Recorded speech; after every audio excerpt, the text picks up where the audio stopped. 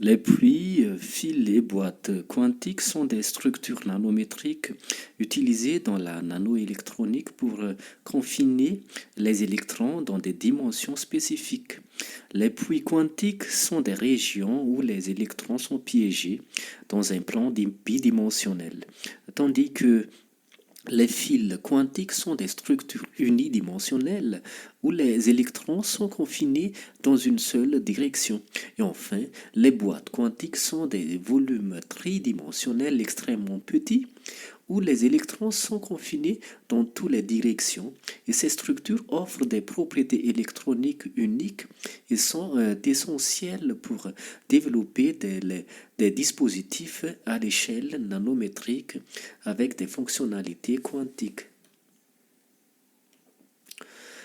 Les méthodes de croissance de cristaux semi-conducteurs par épitaxie, comme l'épitaxie par jet moléculaire ou bien molecular beam épitaxie, ou le dépôt en phase vapeur à partir d'organes métalliques, MOCVD, Metal Oxide Chemical Vapor Deposition, permettent de réaliser des dispositifs sur mesure dans lesquels les électrons sont confinés dans une direction particulière sur une très faible longueur.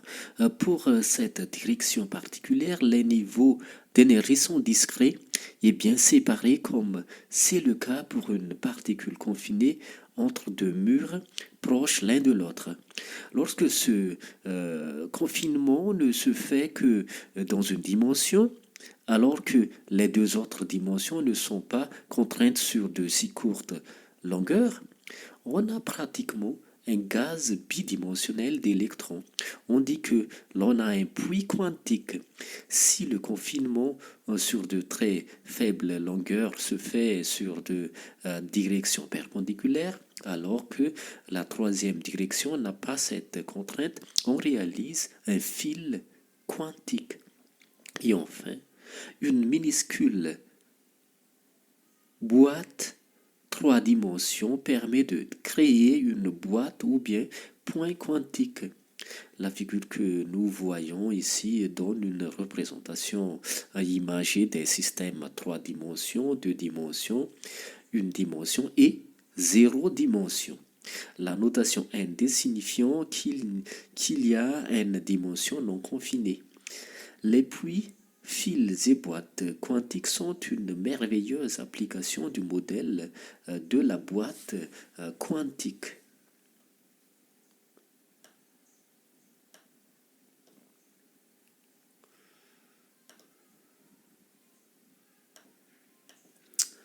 Il est donc possible de réaliser un gaz d'électrons à 2 dimensions et les hétérojonctions sont des configurations très utilisées pour construire des systèmes de faible dimensionnalité.